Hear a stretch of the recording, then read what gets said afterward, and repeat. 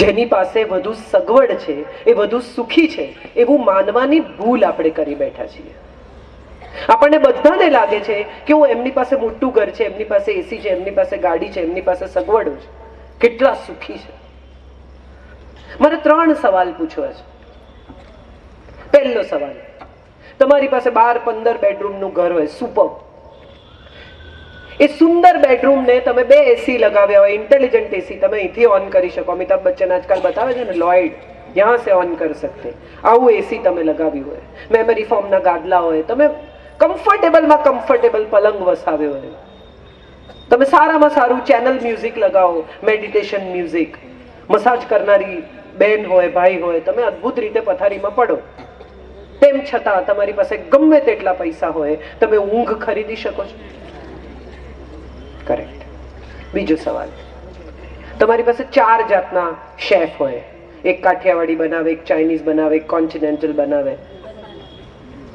આવા તમારી પાસે સુપર ડાઇનિંગ ટેબલ હોય, ચાંદીના, સોનાના, ચાઇના, સારામાં સારા ક્રિસ્ટલ વેરના વાસણ હોય, સારામાં સારા શેફ તમને પીરસતા હોય, અને આ બધાની વચ્ચે તમે ટેબલ પર ગોઠવાઓ ત્યારે ભૂખ ખરીદી શકો છો? એક માણસ અહીંયા બહાર એકલો બેસીને રડતો હોય તો કેટલા લોકો એની પાસે જાય? બધા. શું થયું ભાઈ? વાગ્યું, એક્સિડન્ટ થયો, પૈસા પડી ગયા, વોલેટ ખોવાયું, બાળક ખોવાઈ ગયું, કઈ બીજો ત્રીજો પ્રશ્ન થયો, અને એકલો હસતો હોય તો કેટલી વાર સુધી હસવા દો તમે? 5, 7, 10 મિનિટ પછી એમ્બ્યુલન્સ આવે. હસવા માટે 2 જણા મિનિમમ જોડે જોઈશે, એકલા રડી શકાશે. એટલે જેની સાથે હસી શકાય ને એવા લોકોને સાચવવા, જવા ના દેવા. કારણ કે એની સાથે હસવા માટે તમારે એની કંપની જોઈશે. આપણે બધા જ ક્યાંક કશેક એવું માનીને ચાલીએ છીએ કે પત્ની નસીબથી મળે, સંતાનો નસીબથી મળે, મા બાપ નસીબથી મળે, આ પાછલા જન્મના કર્મ છે, કે આ જન્મમાં આપણને મા બાપ તરીકે મળ્યા, ના પાછલા જન્મના કર્મ છે, આપણને સંતાન તરીકે મળ્યા. હું વિરોધ નથી કરતી, પણ મારે કર્મના સિદ્ધાંતની બહુ સાદી સમજણ તમને આપવી છે. તમે બેંકમાં 10,000 રૂપિયા જમા કર્યા, રાઈટ? આ 10,000 રૂપિયા તમારે વિડ્રો કરવા હોય તો કોઈ પણ કરન્સીમાં કોઈ પણ સમયે તમે એટીએમમાં વિડ્રો કરી શકો, up to 10,000 rupees. Yes or no? Yes? Correct. પણ તમે જો એમ કહો કે મેં જે નંબરની નોટ જમા કરાવી હતી એ જ મારે તો પાછી જોઈએ, આ બીજી નોટ મને નહીં ચાલે. મેં જે નોટો મૂકેલી એ મને આપો, મારે આ બીજી નોટો નહીં જોઈએ, તો ચાલે? આપશે તમને કોઈ બેંક? તમે લોન લીધી 10,000 રૂપિયાની, તમારે પાછી આપવી જ પડે. તમે નહીં આપો તો તમારા વારસદારને શોધીને પણ, તમારી પ્રોપર્ટી જપ્ત કરીને પણ એ લોન તમારી પાસેથી પાછી વસૂલ કરવામાં આવશે, હા કે ના? પણ જો બેંક એમ કે અમે તમને જે નોટ આપેલી નંબરની એ જ લાવો, આ નહીં ચાલે, તો ચાલે? કર્મનો સિદ્ધાંત આટલો સ્પષ્ટ અને એટલો સરળ છે. તમે જે નોટ જમા કરાવો છો ને એ સિસ્ટમમાં ફરવા જતી રહેશે. તમને વિડ્રો કરવાનો અધિકાર છે, પણ તમે એમ માનો કે મેં શ્રેયસભાઈ માટે કંઈ કર્યું તો શ્રેયસભાઈ જ મારે માટે કરે, એવું નહીં થાય. તમે કોઈ દિવસ કોઈ માણસને ચાલુ વરસાદમાં લિફ્ટ આપી હશે તો તમારે કોઈ દિવસ વરસાદમાં ઊભા નહીં રહેવું પડે, આ નક્કી. પણ જો તમે એમ વિચાર કરો કે મેં જેને લિફ્ટ આપી હતી એ આવશે તો ઊભા રહો આવતા વરસાદ સુધી, કોઈ નહીં આવે. તમે કોઈકને ખવડાવ્યું તો તમે ભૂખ્યા નહીં રહો, પણ તમે જેને ખવડાવ્યું એ જ તમને જમાડે એવી આશા સાથે બેસી રહેશો તો કોઈ દિવસ નહીં થાય. સાદી, સરળ અને સિમ્પલ સમજૂતી કર્મના સિદ્ધાંતની આટલી જ છે. આપણે બધા જ અજાણતા જ એવું માનીને ચાલીએ છીએ કે ગયા જન્મના, પાછલા જન્મના, આ જન્મના, પેલા જન્મના, આવા બધા જન્મોની આપણને ખબર નથી.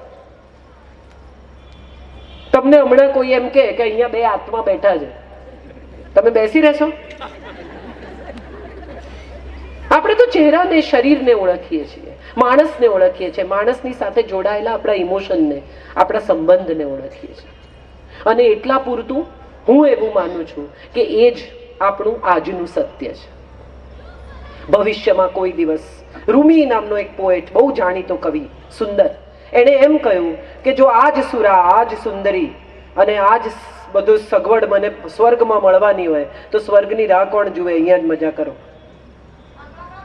એક માણસ હતો, એનું મૃત્યુ થયું, એટલે એને લઈ ગયા અને પછી ભગવાને કહ્યું કે તારા પાપ બોર્ડર લાઈન પર છે, તું નક્કી કર તાર નર્કમાં જવું સ્વર્ગમાં.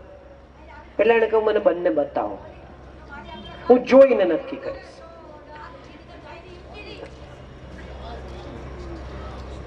એટલે એને બતાવ્યું નર્ક. નર્ક તો સુપર્બ જગ્યા, બાર છોકરીઓ, બધી ડાન્સર્સ, લાઈટો, ગાડીઓ આવે, ગાડીઓ જાય, જોરદાર નર્ક છે યાર, સુપર્બ. પછી કે સ્વર્ગ જોઈ લે.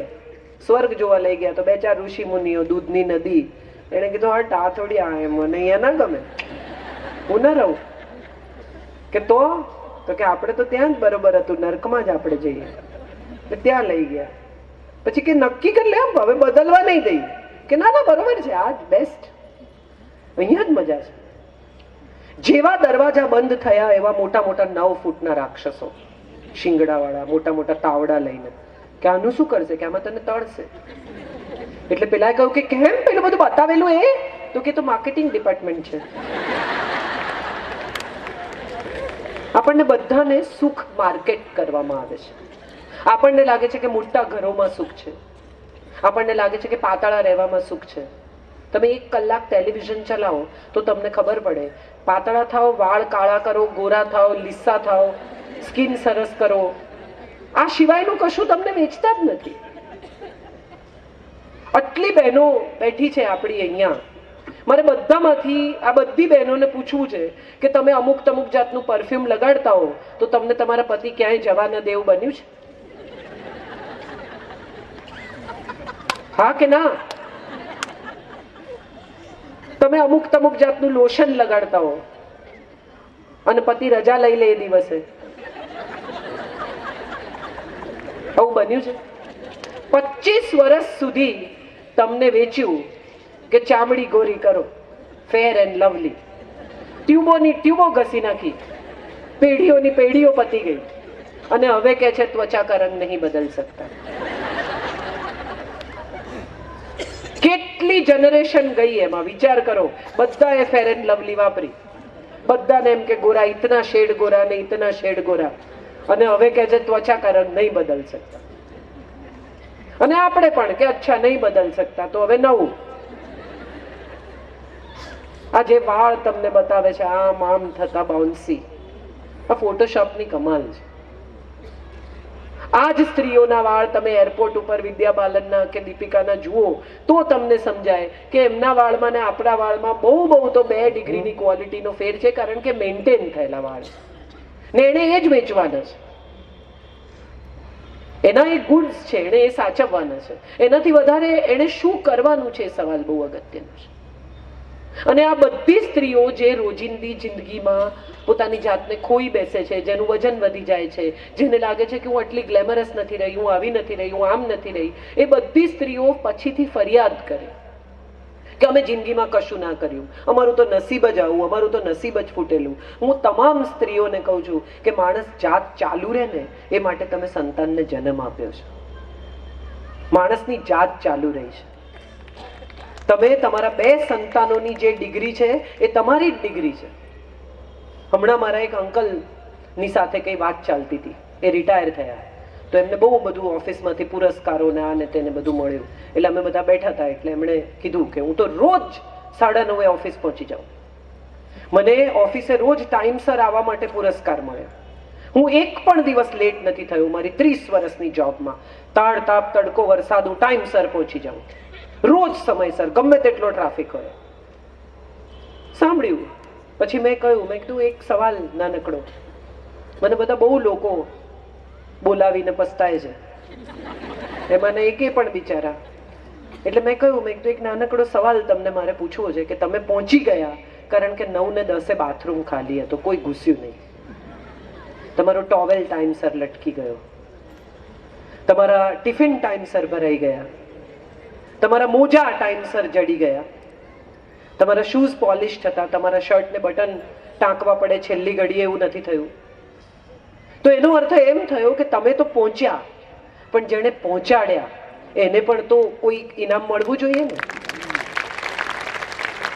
હું એવું માનું છું કે આ એવી સ્ત્રીઓ છે કે જે બધી અનસંગ હીરોઝ છે, જેમને કોઈ દિવસ કોઈએ પુરસ્કાર નથી આપ્યો, જેમને કોઈ દિવસ આપણે થેન્ક યુ નથી કહ્યું, જેમને કોઈ દિવસ એવું રિયલાઇઝેશન જ આપણે નથી કરાવ્યું કે તમે છો કરોડરજ્જુ આ ઘરની. આ કરોડરજ્જુઓ તમામ પોતે જ પોતાની ભાગ્ય વિધાતા છે. આ તમામ એવી સ્ત્રીઓ છે કે જેણે કામ કર્યું છે, નથી કર્યું, કમાઈ છે, નથી કમાઈ, ભણી છે, નથી ભણી, રૂપાળી છે, ગોરી છે, નથી, દુબળી છે, જાડી છે, જેવી છે, પણ એણે આ સમાજને સતત જીવતો રાખ્યો છે, સતત મોરલ સિંચ્યું છે પોતાના સંતાનમાં. બેટા આમ ન કરાય, બેટા આમ કરાય. કેટલી મમ્મીઓ અહીંયા બધી બેઠી છે, સંતાન સવારે કહીને ગયું હોય કે હું નહીં જમું, હું તો ફ્રેન્ડ્સ જોડે બહાર જવાનો છું કે બહાર જવાની છું, અને પછી 2:30-3 વાગે આવે ત્યારે કે મમ્મી ખાવાનું છે. માએ 2 કે 3 જ રોટલી કરી હોય પોતાને માટે, એવું વિચારીને ઘરમાં કોઈ ખાવાનું નથી, ગઈકાલનું શાક હોય જે હું ગરમ કરી લઈશ એવું એણે વિચાર્યું હોય.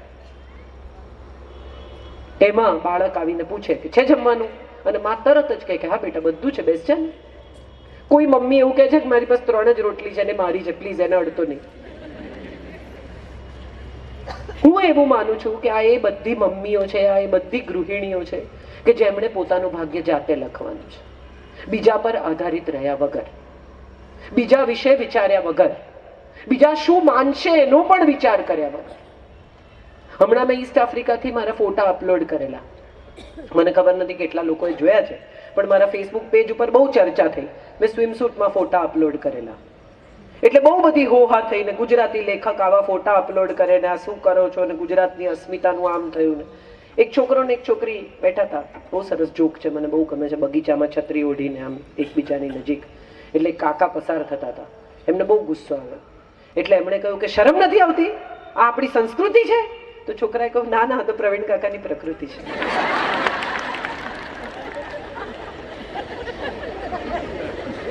ધીમે ધીમે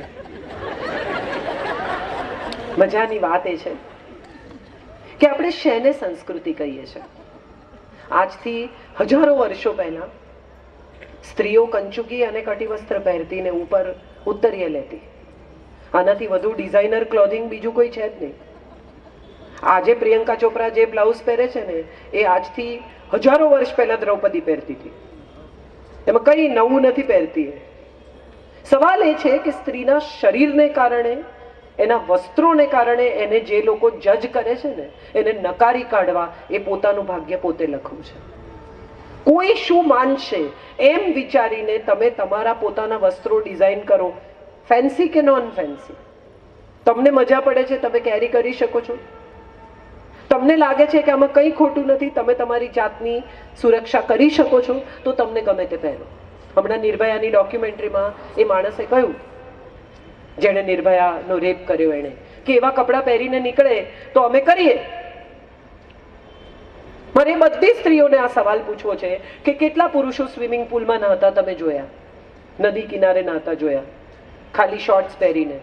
અને ઘણાના તો ખરેખર શરીર બહુ સુંદર સુદૃઢ શરીરો હોય છે, સરસ પાતળી કમર, ખભા બ્રોડ, ગ્રીક ગોડ જેવા દેખાય. રિતિક રોશન ગ્રીક ગોડ જેવો દેખાય છે. કેટલી સ્ત્રીઓ એને 4 જણા થઈને ગાડી ઊભી રાખીને રિતિકને ઉઠાવી લાવી. આ બધા પુરુષો, સલમાને પહેલા શરૂ કર્યું ને પછી બધા પુરુષો એક પછી એક હવે શર્ટ કાઢતા થઈ ગયા છે. કેટલી સ્ત્રીઓએ આવા પુરુષોને ઉઠાવી જઈને એમનો બળાત્કાર કર્યો. માત્ર કપડા ઉતારવાથી જ જો કે સ્ત્રીનું શરીર અમુક પ્રકારનું સેક્સી જોવાથી જ જો બળાત્કાર થતો હોય તો 9 વર્ષની, 3 વર્ષની, 6 વર્ષની છોકરીઓ પર કેમ થાય છે? એમને તો હજી શરીરનો આકાર બી નથી આવ્યો. સવાલ એ છે કે આ બધી સ્ત્રીઓએ સમાજને પોતાની ઉપર સ્વીકારી લીધો છે. આ સ્ત્રીઓએ એવું સ્વીકારી લીધું છે કે આવું તો અમારી સાથે થાય, આ જ અમારું ભાગ્ય છે, આ જ અમારી નિયતિ છે, આ જ અમારી જીવન શૈલી છે, અમારે આવું જ જીવવાનું છે. હું એ તમામ સ્ત્રીઓને એવું કહેવા માંગુ છું કે તમારું ભાગ્ય કોઈ બીજું નહીં લખે.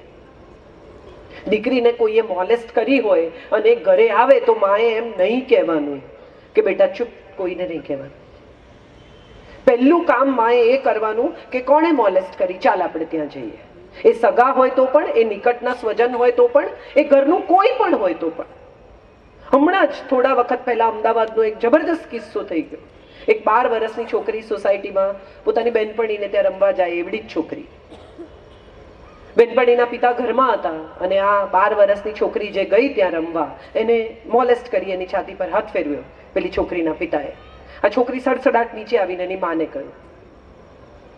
માં સીધી છોકરીનો હાથ પકડીને ઉપર ગઈ, સોસાયટીના લોકોને ભેગા કર્યા અને એની માએ કહ્યું કે આ મારો વર અને એ તારી છોકરીની છાતી પર હાથ ફેરવશે. મારે આનાથી ઓછું કંઈ જોઈતું જ નથી. મારે માફી નથી જોઈતી, મારે બીજું કંઈ નથી જોઈતું. અહીંયા આટલા બધા લોકો ઊભા છે એની હાજરીમાં, આ મારા હસબન્ડ આ તારી છોકરીની છાતી પર હાથ ફેરવશે, એ સિવાય એનાથી ઓછું મારે જોઈતું જ નથી. અને ત્યારે એ માણસને સમજાયું કે મારી દીકરી સાથે થાય તો કેવું થાય. કર્યું નહીં, ઓફકોર્સ, એ પણ માં છે. સવાલ એ નથી. સવાલ એ છે કે આપણે બધા જ્યાં સુધી આપણા ઘરમાં પાણી ના આવી જાય ને ત્યાં સુધી શાંતિથી બેઠા છીએ. મારી દીકરી સાથે નથી થયું ને તો શું ચિંતા? જેની દીકરી સાથે થયું આપણે શું?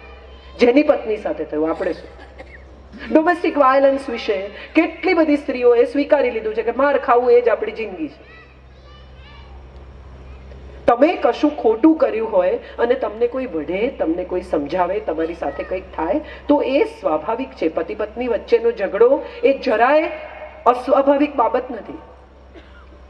એક પતિ પત્ની સવારથી લડતા હતા 10 વાગ્યાથી. ચાલ્યું ચાલ્યું ચાલ્યું ચાલ્યું, રાતના 10 વાગી ગયા. હવે પડોશીઓને થયું કે આ લાંબુ ચાલશે, સુવા નહીં દે. એટલે એક ડાયા ભાઈ સમજદાર ગયા બાજુમાં અને કહ્યું કે બેન, ઝઘડો શેમાંથી થયો એકચ્યુઅલી? એટલે પેલા બેને કહ્યું કે સવારે 10 વાગ્યાથી ચાલે છે, અત્યાર સુધી કોઈને યાદ હોય?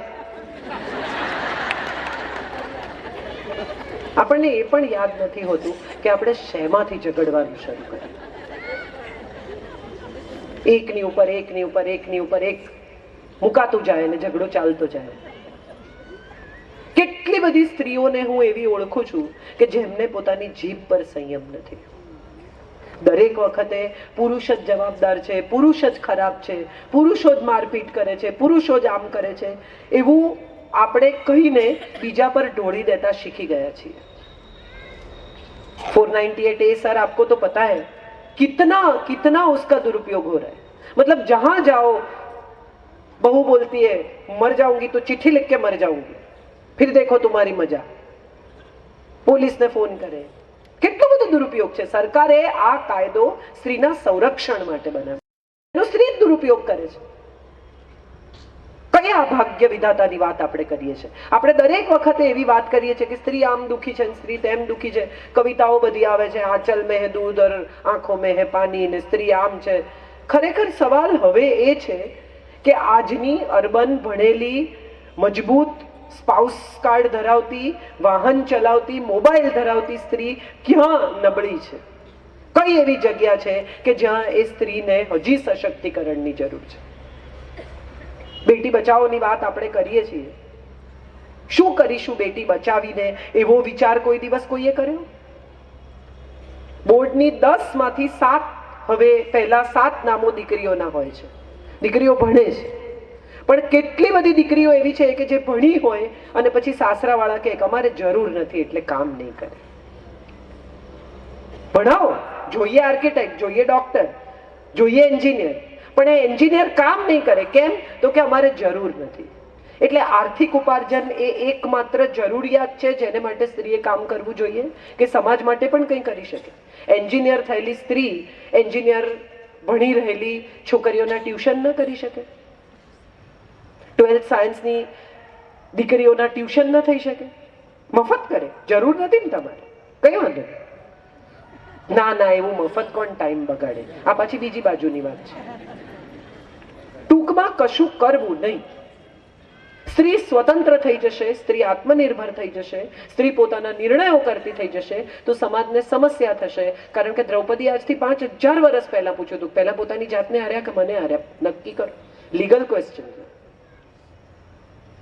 આ લીગલ ક્વેશ્ચન પૂછી શકે એટલી ઇન્ટેલિજન્ટ સ્ત્રી આ દેશમાં 5000 વર્ષ પહેલા હતી. અને તમે વિચાર કરો કે તમે એક સાદો મોબાઈલ લઈને આવો અને 6 મહિનામાં એનું અપગ્રેડેશન આવે છે કે નથી આવતું?